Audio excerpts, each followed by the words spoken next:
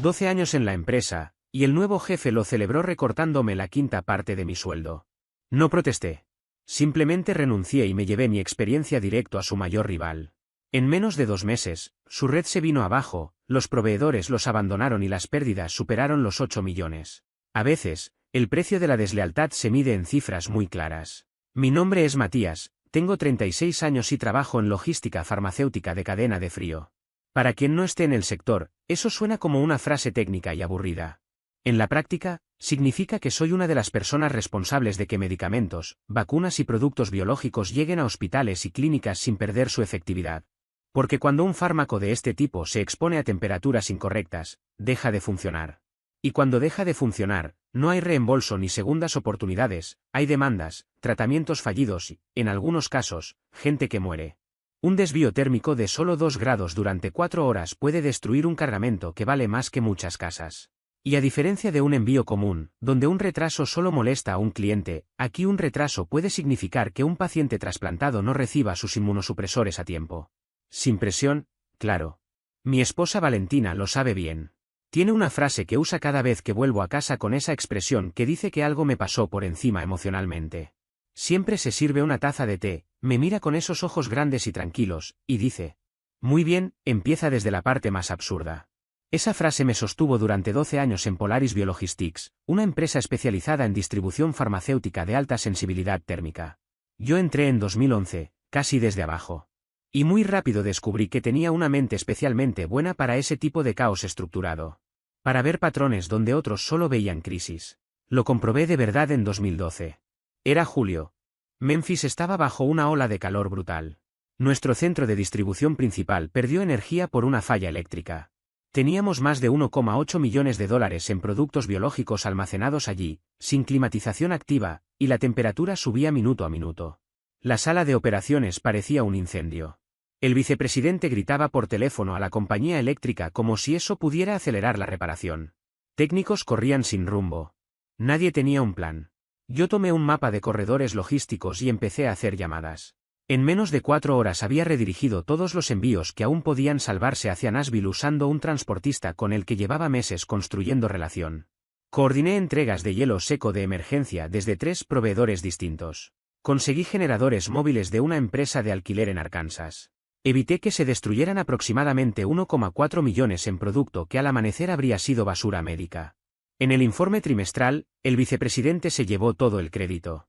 Mi nombre no apareció ni una vez. No me importó. Yo sabía lo que había hecho. Y más importante aún, sabía en qué me estaba convirtiendo. En ese entonces, quien dirigía la planta de Memphis era Sebastián. Un tipo enorme, de risa escandalosa y 0 filtros. Había visto todo. Cuando terminó la crisis se me acercó, moviendo la cabeza como si acabara de ver un truco de magia. Amigo, me dijo. Acabas de ahorrar más dinero en 4 horas que lo que yo voy a ganar en 5 años. Y lo hiciste comiéndote una barra de granola. Yo me encogí de hombros. Era una buena barra de granola. Desde entonces, se volvió una tradición. Cada vez que yo resolvía alguna catástrofe logística, Sebastián aparecía después para calificar el snack que yo había estado comiendo durante el caos. Puede sonar tonto, pero eso me mantenía cuerdo. Porque el trabajo era invisible. Nadie fuera del sector entendía lo que yo hacía realmente. Pero Sebastián sí. Y Valentina lo adoraba. Le decía mi esposo laboral. Él decía que ella era la verdadera jefa de mi vida. Y tenía razón. Con los años me convertí en la persona que sabía absolutamente todo en Polaris. Conocía cada corredor térmico. Sabía que transportistas tenían unidades refrigeradas confiables y cuáles estaban sosteniéndose con fe y cinta adhesiva. Sabía que la ruta enero del 40 por Arizona era mortal para la cadena de frío en verano. Que cualquier envío por el medio oeste durante temporada de tornados debía tener protocolos de contingencia activables en minutos. Desarrollé modelos predictivos que combinaban clima, fallas mecánicas y confiabilidad de cada operador. En 2021, cuando hubo escasez de vacunas, mi sistema redistribuyó envíos en tiempo real para priorizar zonas de alto riesgo. Hospitales recibieron dosis. Niños fueron vacunados. Nadie lo vio. Porque cuando haces bien tu trabajo en este sector, nada pasa. Y ese es el problema. Para el año 8 ya era director de operaciones de cadena de frío. Pasamos de 3 centros a 7 hubs principales y 19 instalaciones satélite. Yo elegí a cada gerente regional. Los formé en mis sistemas. Construí una red que reaccionaba a los problemas más rápido de lo que la mayoría de las empresas podía detectarlos. Nunca pedí nada raro. Nunca traicioné a nadie. Solo hice el trabajo. Y cada noche volvía a casa con Valentina. Cenábamos juntos. Ella me preguntaba por mi día. Yo le contaba qué incendio había apagado. Suena a que la empresa se caería sin ti, me decía. Probablemente, respondía yo. No sabíamos cuán literal sería eso. Nuestro antiguo CEO, Roberto, sí entendía el negocio. Había empezado en almacenes 30 años atrás. Caminaba las plantas. Conocía nombres. Respetaba a quienes hacían funcionar la maquinaria real. Cuando anunció su retiro a inicios de 2023, fui cautelosamente optimista. Pensé que pondrían a algún MBA elegante que haría reuniones inútiles pero dejaría intactas las operaciones. No esperaba a Verónica Mars. La invitación a la reunión llegó a mi calendario un lunes a las 6:50 de la tarde para el martes a las 8:10 de la mañana. Ese horario específico ya era una señal extraña. Esa noche casi no dormí. Valentina lo notó. No paras de moverte, murmuró. Tengo una reunión rara mañana. ¿Qué tipo de rara? No lo sé, y eso es lo que me inquieta. Ella se giró y me miró en la oscuridad. Sea lo que sea, lo manejarás. Siempre lo haces. A la mañana siguiente, el ala ejecutiva se sentía distinta. Silenciosa. Tensa. La recepcionista evitó mirarme. Verónica ya estaba sentada. Traje impecable.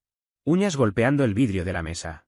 A su lado estaba Oscar, el CFO importado de una cadena minorista famosa por despedir gente para subir números. El ambiente en la sala de juntas se sentía espeso, como si el aire mismo supiera que algo desagradable estaba por ocurrir. El hombre frente a mí, el asistente administrativo, sostenía su bolígrafo sobre una libreta, listo para anotar cualquier detalle incómodo que surgiera. Verónica no perdió tiempo en cortesías. Empujó una carpeta manila a través de la mesa de vidrio hasta dejarla frente a mí. La abrí. Bastó con leer la primera hoja para que una presión fría me recorriera el estómago. Reducción salarial del 20%, efectiva de inmediato. El documento estaba cubierto de palabras elegantes y frases diseñadas para suavizar el golpe, alineación de compensación con estándares de mercado, análisis de benchmarking de la industria, optimización estratégica de costos. Pero al quitar toda esa fachada corporativa, el mensaje era brutalmente simple. Según ellos, yo cobraba demasiado. El análisis indica que su remuneración está muy por encima del promedio del mercado para su puesto, dijo Verónica, con esa voz medida y condescendiente que usan quienes ya tomaron una decisión y solo cumplen con el protocolo. Levanté la vista del papel. ¿Promedio de mercado para qué tipo exacto de puesto? Parpadeó. Evidentemente esperaba que yo aceptara el recorte en silencio, quizá incluso agradecido por conservar mi empleo. Para directores de operaciones logísticas dentro del sector de distribución farmacéutica, respondió. Casi solté una risa seca. El promedio que ustedes usan corresponde a gerentes de un solo centro de distribución o supervisores regionales. Yo manejo una red nacional de cadena de frío con cumplimiento regulatorio, productos biológicos de alto valor y transportistas especializados que tardé una década en consolidar. Los ojos de Verónica se endurecieron. Sus aportes son valiosos, Matías, pero la junta directiva ya aprobó este ajuste. No es negociable. Entonces Oscar intervino con su tono ensayado de falsa empatía.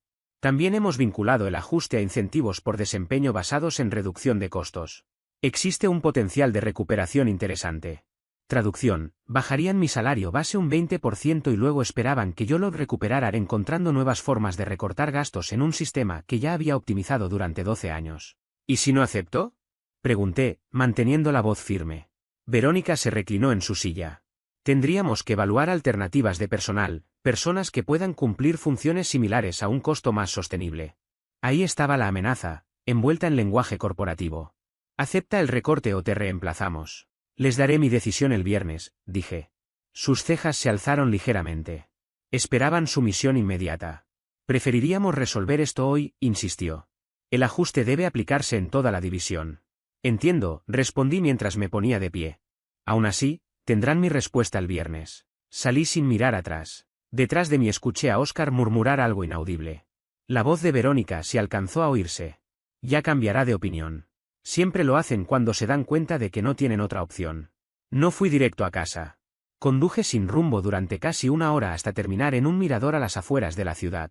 Miraba al vacío mientras repasaba mentalmente todo lo que había construido. 12 años evitando fallos en sistemas de distribución que sostenían tratamientos médicos críticos. 12 años previniendo catástrofes que nadie veía porque yo las detenía antes de que existieran. Y ahora querían reducirme porque una hoja de cálculo decía que estaba por encima del promedio. Cuando por fin entré a casa, Valentina estaba en la cocina preparando la cena. Bastó que me mirara para dejar la espátula sobre la encimera. ¿Así de malo fue? Me senté y se lo conté todo. No me interrumpió ni una vez. ¿Y qué vas a hacer?, preguntó cuando terminé.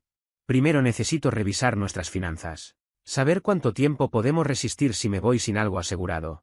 Después de cenar lo vemos juntos, dijo con calma. Eso era lo que siempre admiré de ella. Nada de pánico, solo pasos prácticos. Los números no eran alentadores. Podíamos aguantar 4 meses sin ingresos. Tal vez 5, si eliminábamos todo lo que no fuera absolutamente esencial. Hay otra posibilidad, dije, detestando decirlo. Podría pedirle ayuda a mi familia. Valentina me miró con cuidado. Sabía lo que eso significaba para mí. Mi hermano mayor, Rodrigo, había heredado la parte de mi padre en la concesionaria de autos familiar. Siempre habían visto mi carrera como algo secundario. Aún así, al día siguiente fui a casa de mi madre. La camioneta de Rodrigo ya estaba en la entrada. Expuse la situación con claridad, el recorte salarial, la búsqueda de empleo, la necesidad de un préstamo temporal. Rodrigo se rió antes de que terminara. Así que el genio farmacéutico vuelve arrastrándose, se burló. ¿Dónde quedó esa carrera brillante que tanto presumías? Es algo temporal. No pido un regalo, pido un préstamo. Claro, un préstamo, dijo haciendo comillas en el aire. ¿Y cuando Valentina se dé cuenta de que se casó con alguien que no puede mantener un empleo? Miré a mi madre. Ella observaba su taza como si allí estuvieran escritas todas las respuestas del universo. Eso no va a pasar, dije. Seguro que no, respondió Rodrigo inclinándose hacia adelante. La verdad es que elegiste mal. Deberías haberte quedado en el negocio familiar. Pero tenías que demostrar algo, ¿no? Mira cómo te fue. Esperé. Le di a mi madre una última oportunidad para decir algo. No lo hizo. Me puse de pie. Gracias por su tiempo. Rodrigo se burló mientras salía. ¿Ya te vas? Típico. Siempre huyendo de la realidad. Y esta vez, por primera vez, supe que no volvería. No contesté nada. Ni un mensaje, ni una llamada, ni una explicación. Simplemente crucé el vestíbulo, salí por la puerta principal, sentí el aire frío de la tarde y me subí al auto. Durante los primeros minutos conduje en automático, sin siquiera poner música, dejando que el ruido del tráfico cubriera el torbellino que llevaba en la cabeza. Cada semáforo en rojo me parecía una oportunidad para estallar, pero no lo hice. Solo seguí hasta casa. Cuando llegué, Valentina ya estaba ahí. Había dejado encendida una lámpara de pie en la sala y la luz cálida contrastaba con la tormenta que traía encima. Estaba sentada en el borde del sofá, con una taza de té entre las manos. ¿Cómo fue?, preguntó sin rodeos, mirándome directo a los ojos. Me dejé caer a su lado, apoyando los codos en las rodillas. Más o menos como imaginabas. Solo que peor, respondí con un suspiro. Ella no habló enseguida. Me observó como si estuviera evaluando cada grieta invisible en mi rostro. Luego frunció el ceño. Nunca me gustó Rodrigo, dijo. Su colonia huele a desesperación, y a exceso de gel para el cabello. Me sorprendió tanto que solté una carcajada real, de esas que salen sin permiso. Era la primera risa genuina que tenía en 2 días, y me dejó un poco mareado, como si algo dentro del pecho se hubiera aflojado. Bueno, dijo ella con una media sonrisa. Entonces vamos por el camino difícil. Tú empiezas a buscar trabajo mañana. Yo voy a tomar más turnos en la clínica. Ajustamos gastos. Lo resolvemos. ¿Estás segura?, le pregunté, porque sabía lo que implicaba para ella. Tomó mi mano con firmeza. Matías, llevamos 9 años resolviendo problemas juntos. Hipotecas, turnos de noche, emergencias médicas, proyectos imposibles. Esto no es distinto. Solo es más grande. Eso me sostuvo. Volví a la oficina al día siguiente con la intención de aguantar lo justo para encontrar otra oportunidad. Pensé que podía pasar desapercibido, cumplir con mis responsabilidades, actualizar mi currículum y salir por la puerta cuando tuviera algo seguro. Una retirada ordenada. Ese plan murió 6 días después. Primero fueron las pequeñas cosas. Mi espacio de estacionamiento, el que tenía desde hacía casi una década, apareció reasignado a Óscar de un día para otro. Sin correo, sin aviso, sin explicación. Luego me mudaron de mi oficina con vista al río a un cubículo sin ventanas junto a los muelles de carga. El olor a combustible y el ruido constante de las carretillas elevadoras se filtraban incluso con la puerta cerrada. Para rematar, Mi acceso a 3 sistemas críticos fue reducido, temporalmente, mientras se revisaba mi paquete de compensación. En otras palabras, me estaban desarmando. Sebastián lo notó apenas vio dónde me habían metido. Te pusieron al lado de las carretillas, dijo. Eso es castigo laboral. Ya lo sé, respondí. Anoche soñé con pitidos. Como si las máquinas me estuvieran hablando en clave. Eso ya es nivel película de terror corporativo. Pero lo peor llegó el 6º día. Verónica convocó una reunión general de operaciones. Eso ya era extraño, normalmente evitaba cualquier lugar donde hubiera polvo, gente con cascos o sonidos industriales. Cuando entré a la sala, estaba llena. Gerentes regionales, supervisores, jefes de logística. Todos. Sebastián me hizo una seña desde el fondo, algo malo venía. Verónica se colocó frente a la pantalla.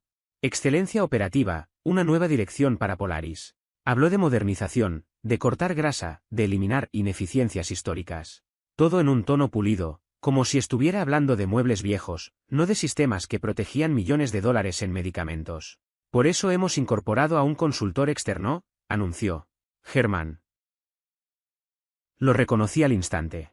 Todo el sector lo conocía. 3 años antes, sus decisiones habían generado una pérdida de 4 millones y una investigación federal. Su reputación era tóxica.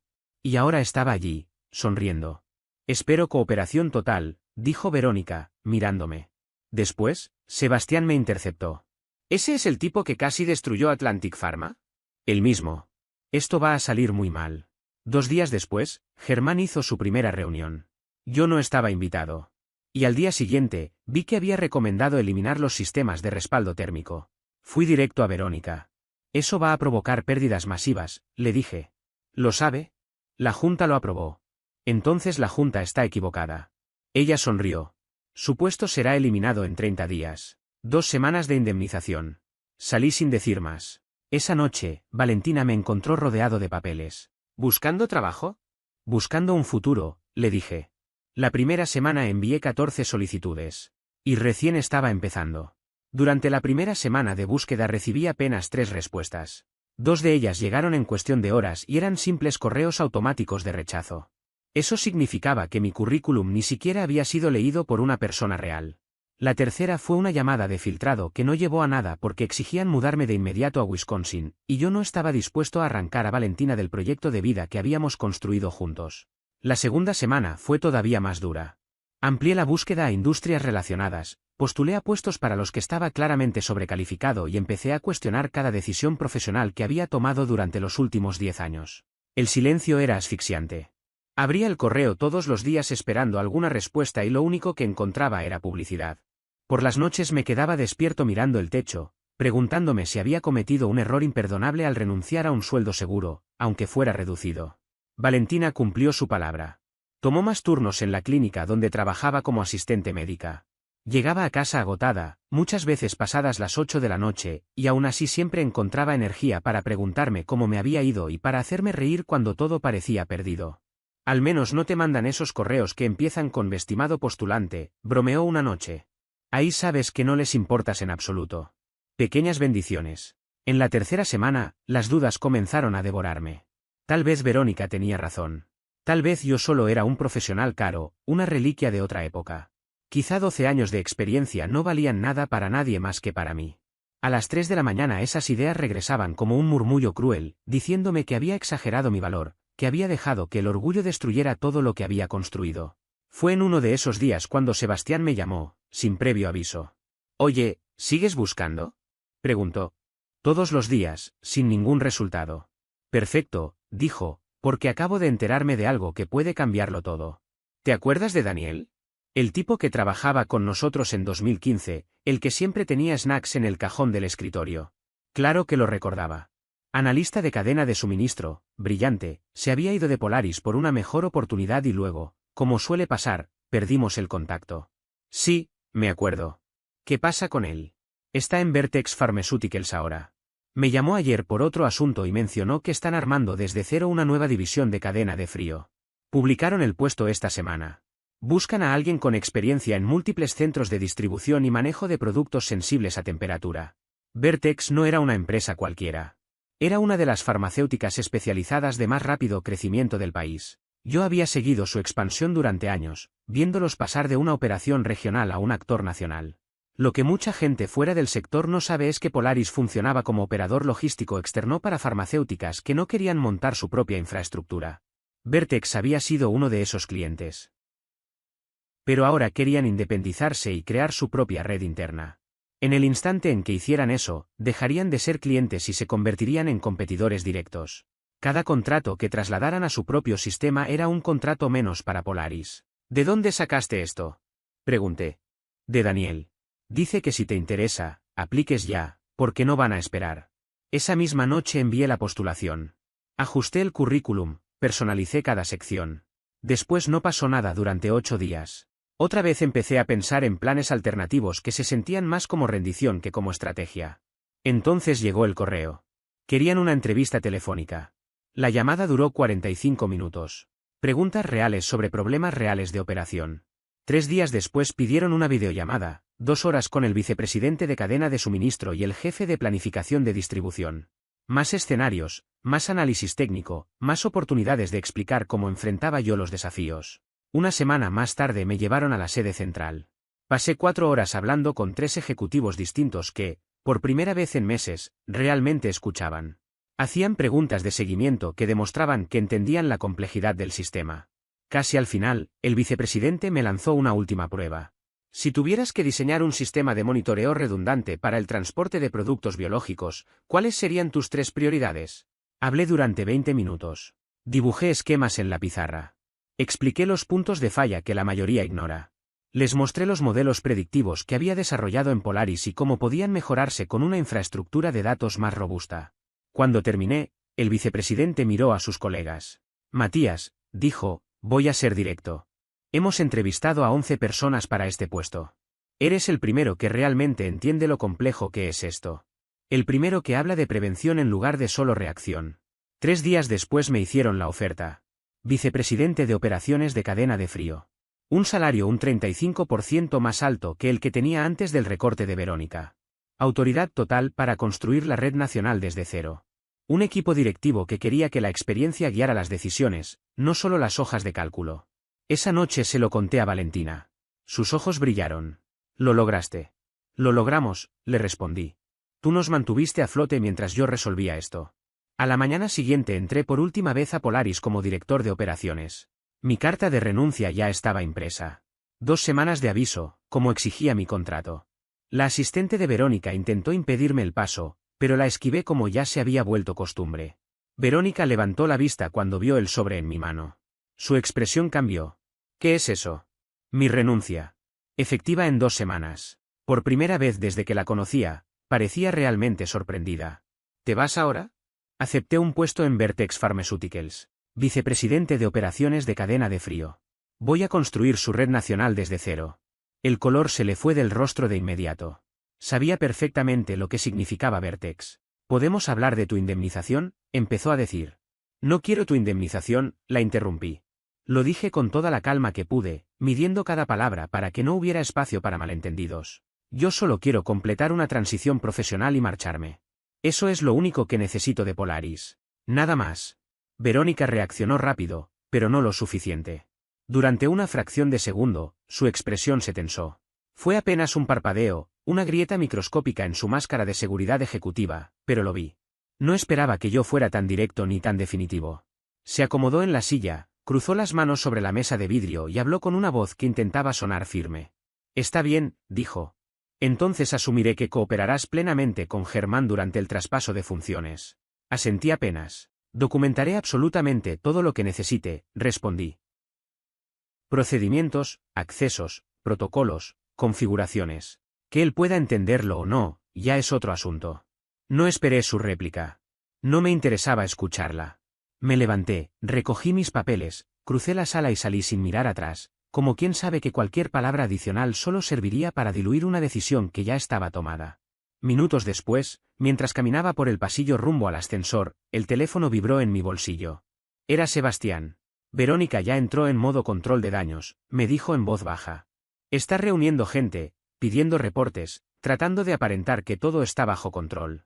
Pero Germán no tiene la menor idea de lo que hacen realmente tus sistemas. Respondí sin dudar. Eso va a quedar claro muy pronto. Mis 2 últimas semanas en Polaris se sintieron como observar un accidente automovilístico en cámara lenta. Cada día aparecía una nueva grieta.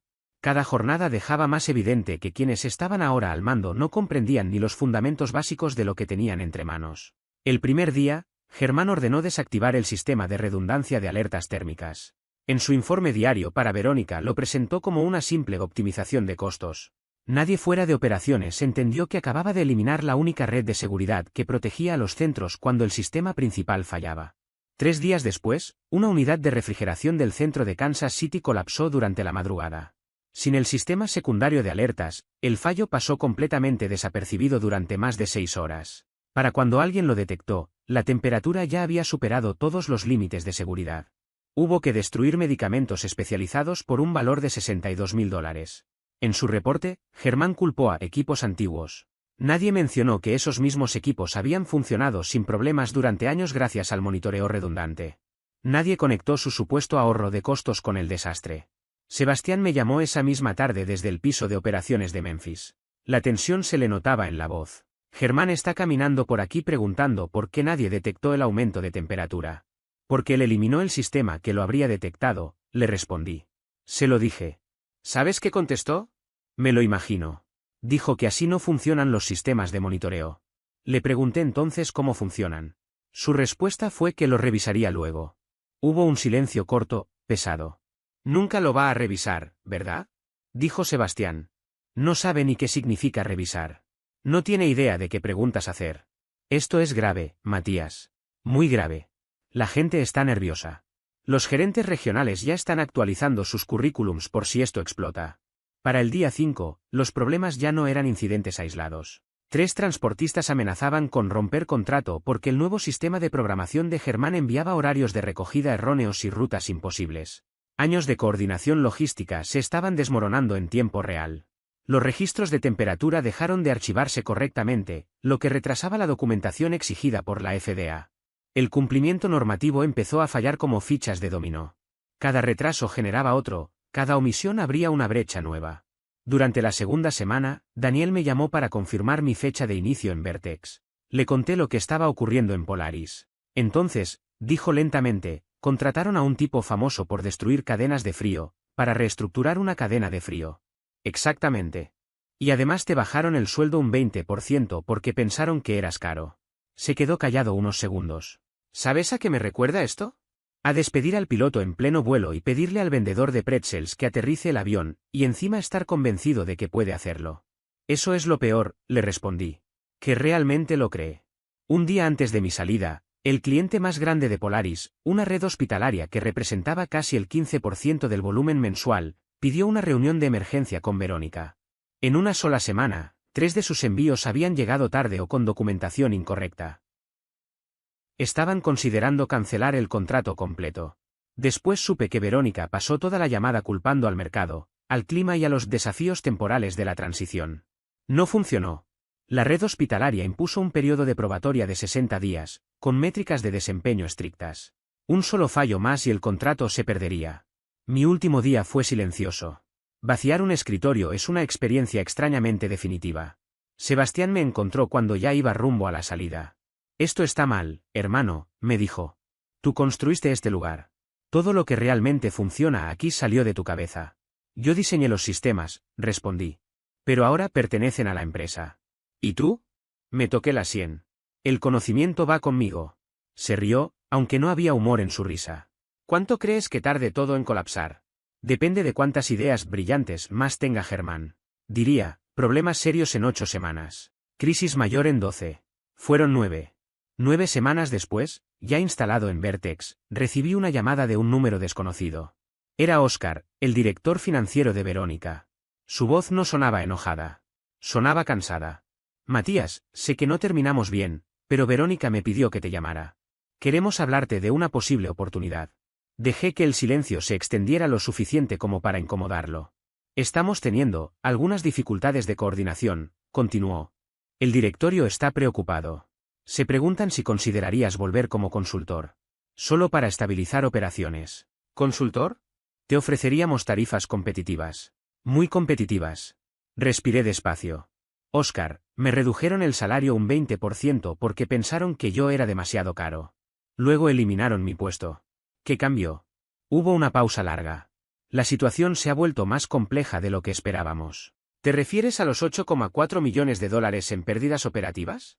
No elevé la voz. Oscar, ya sé lo que pasa. Entre antiguos contactos y la carta de advertencia de la FDA, que es pública, no es ningún secreto. 6 transportistas se fueron. 3 redes hospitalarias retiraron su negocio. Todo el sector está hablando de ello. No respondió. No hacía falta. Voy a pasar, dije finalmente. Pero agradezco la ironía de esta llamada. Colgué. Y volví a lo que estaba haciendo, construir algo nuevo. En Vertex, las cosas eran distintas, de maneras que todavía no había terminado de comprender. Cuando entré a Vertex por primera vez, lo que más me sorprendió no fueron las oficinas ni el sueldo. Fue algo mucho más simple y mucho más raro. Tenía un equipo que quería aprender de verdad. No se trataba de aparentar ni de juegos políticos. La estructura de liderazgo estaba construida sobre algo casi olvidado en muchas empresas: respeto por el conocimiento técnico. Cuando propuse sistemas de monitoreo redundantes, nadie los calificó como gastos innecesarios. Cuando señalé puntos críticos de falla, la gente tomó notas, abrió agendas y programó reuniones de implementación. Cuando no estuve de acuerdo con una decisión ejecutiva, no me silenciaron, me dieron las gracias. Eso me desconcertó durante semanas. Los primeros días entraba a cada reunión esperando el golpe oculto. Me preparaba para que alguien dijera que mis ideas eran demasiado complejas o que no encajaban en la visión corporativa. Me anticipaba a esa sonrisa vacía que en Polaris significaba que iban a ignorarme. Pero no ocurrió. En lugar de eso, recibía preguntas reales, de personas que querían entender, no de ejecutivos que fingían escuchar. Daniel se volvió rápidamente uno de mis colaboradores más cercanos. Su trabajo en análisis de cadena de suministro encajaba con mi planificación operativa como 2 piezas del mismo engranaje. Muchas noches nos quedábamos después de hora, simulando escenarios, estresando los sistemas, construyendo protocolos diseñados para resistir el mundo real, no solo una presentación de PowerPoint. Era exactamente el tipo de estructura que había intentado levantar en Polaris durante años, y que siempre había sido bloqueada por política interna. Una noche, alrededor de la 6ª semana, Daniel se recostó en la silla y dijo: ¿sabes en qué no dejo de pensar? En ese tipo del pretzel, el que seguía intentando aterrizar el avión mientras todo fallaba a su alrededor. Presionando botones, confiado, sin entender por qué el manual ya no servía. Negó con la cabeza. Me dijeron que Germán renunció la semana pasada. Al parecer culpó a todos menos a él mismo y ahora está a punto de arruinar otra empresa. No me sorprendió. 2 meses después de mi salida, Sebastián también presentó su renuncia en Polaris. El ambiente se había vuelto insoportable. Todos los días eran incendios que nunca debieron existir. Cada reunión consistía en explicar problemas evidentes a personas que no querían escuchar soluciones. Me llamó directamente para preguntarme si Vertex estaba contratando. Mándame tu currículum esta noche, le dije. 3 semanas después estaba a cargo de las operaciones de distribución de toda la región sureste. Tenía exactamente las mismas responsabilidades que antes, pero esta vez con un liderazgo que realmente lo escuchaba cuando levantaba una alerta. Mientras tanto, Polaris se estaba desangrando. Sus reportes trimestrales mostraron pérdidas operativas por 8,4 millones de dólares, inventario echado a perder, fletes de emergencia, penalizaciones contractuales, horas extra y devoluciones de clientes. Se acumulaba rápido. 6 transportistas importantes cancelaron contratos. No en una sola zona, en múltiples rutas del país. Cuando los 2 primeros grandes se retiraron, los demás cayeron como fichas de dominó. Luego vino la carta de advertencia de la FDA, que pasó a ser un documento público. 3 redes hospitalarias, que representaban casi el 30% de su base de clientes, retiraron sus contratos. 6 meses después de que yo llegara a Vertex, nuestra red de cadena de frío estaba completamente operativa. Los tiempos de entrega superaban el promedio de la industria en un 12%. La conformidad térmica alcanzó el 99,7%. Incorporamos 3 grandes hospitales que citaron explícitamente nuestra confiabilidad y protocolos de seguridad como la razón principal para elegirnos. En una reunión general, el CEO de Vertex mencionó que nuestras mejoras operativas habían posicionado a la empresa para capturar una parte significativa del mercado de competidores en crisis. No mencionó a Polaris. No hizo falta. Todos en la sala sabían exactamente de quién hablaba. Daniel me encontró después en el pasillo, sonriendo. Acabas de recibir una ovación sin que dijeran tu nombre. Eso es reconocimiento silencioso. Fue el equipo, le dije. Yo no construí esto solo. Sí, pero el equipo no existe sin tus sistemas. Acepta el mérito. Ese fin de semana, Valentina y yo invitamos a Sebastián y a su esposa a cenar. Ella me agradeció por haberlo sacado de Polaris. Volví a casa miserable desde hacía meses, me dijo. Ahora habla de su trabajo como si le gustara otra vez. Sebastián levantó su taza de café con una sonrisa. Las evaluaciones de barras de granola continúan en Vertex. Aunque ahora hay menos crisis, la semana pasada tuve que calificar una simulación de entrenamiento. 4 de 10. La selección de snacks en la sede sigue siendo terrible. Reímos. La verdad es que Verónica me hizo un favor. Creía que estaba recortando costos. En realidad me liberó de un lugar que ya no merecía lo que yo podía aportar. Valentina me apretó la mano esa noche. No hizo falta decir nada. La hipoteca estaba al día otra vez. Los ahorros comenzaban a recuperarse. La ansiedad que nos había robado el sueño durante meses finalmente se disipaba. Sebastián levantó su taza. Por los nuevos comienzos, y por quien haya inventado la barra de granola. Miré alrededor de la mesa. Eran las personas que habían estado conmigo durante todo. Pensé que ahí terminaba la historia. Me equivoqué. Actualización. 7 meses después, 3 desde que había comenzado en Vertex, recibí un mensaje de un número desconocido. Hola, hermanito. Me enteré de que te está yendo bien. Me alegra mucho por ti. Las cosas en el concesionario están difíciles. El mercado está brutal, ¿crees que podrías ayudarme con un préstamo corto, solo para pasar este bache? Era Rodrigo. El mismo Rodrigo que se había burlado de mí cuando pedí ayuda. El que dijo que Valentina me abandonaría. El que rió mientras yo me hundía. Y ahora era él quien estaba bajo el agua pidiendo una cuerda. Leí el mensaje 2 veces. Luego lo borré. Bloqueé el número. 4 meses después, un sábado por la noche, sonó el timbre. Valentina estaba en la cocina. Yo veía un partido que no me importaba. Abrí la puerta. Mi madre estaba en el porche. Se veía cansada de una manera que no tenía que ver con la hora. Matías, dijo. Hola, mamá. No nos abrazamos. Nunca lo hacíamos. Sé que no hemos hablado, empezó. Rodrigo estuvo fuera de lugar ese día. Yo debí detenerlo. Pero no lo hiciste. Respiró hondo. El concesionario está en problemas. Rodrigo tomó malas decisiones. Extendió crédito a personas que no podían pagar. Se endeudó más de lo que podía manejar. El banco está por ejecutar la hipoteca. Me apoyé en el marco de la puerta. Y estás aquí porque necesitan dinero. Estoy aquí porque eres mi hijo. Porque debí haber estado cuando me necesitaste, y no estuve. Porque no sé a dónde más ir. Valentina se movió detrás de mí. No dijo nada, pero su presencia era firme, como un ancla. No respondí de inmediato. Dejé que el silencio hiciera su trabajo. A veces pesa más que cualquier reproche. Lo que estás pidiendo no es dinero, dije por fin. Es borrar lo que pasó. Y eso no funciona así. Mi madre bajó la mirada. No estoy intentando borrar nada. Sí lo estás. Porque si acepto ayudarte ahora, el mensaje es que todo lo anterior no tuvo consecuencias. Que burlarse de mí, dejarme solo cuando estaba al borde, no importa si después aparecen las emergencias. Ella apretó los labios. No vine a discutir, susurró. Yo tampoco, respondí. Vine a ser honesto. Respiré hondo. No voy a prestar dinero. No al concesionario. No a Rodrigo. No en estas condiciones. Sus ojos se llenaron de algo que no supe si era tristeza o resignación. Entonces, ¿esto es todo? No, dije. Esto es lo que es ahora. Si algún día quieren hablar sin pedir nada a cambio, quizás podamos empezar por ahí. Pero no con cheques ni favores. Pasaron varios segundos antes de que asintiera. Entiendo, murmuró, aunque no estaba seguro de que fuera verdad. Se giró lentamente y caminó hacia su auto. No hubo reproches finales ni frases dramáticas. Solo pasos alejándose sobre el cemento húmedo. Cerré la puerta y apoyé la frente en ella un momento. Valentina me rodeó con los brazos. Hiciste lo correcto, dijo en voz baja. Tal vez, respondí. Pero no era lo fácil. Nunca lo es. Volví al sofá. El partido seguía en la pantalla, pero ya no me importaba. Afuera, la noche estaba tranquila. Por primera vez en mucho tiempo, también lo estaba yo. Algunas puertas se cierran para siempre. Otras simplemente dejan de ser un problema. Y esta ya no tenía ningún poder sobre mi vida.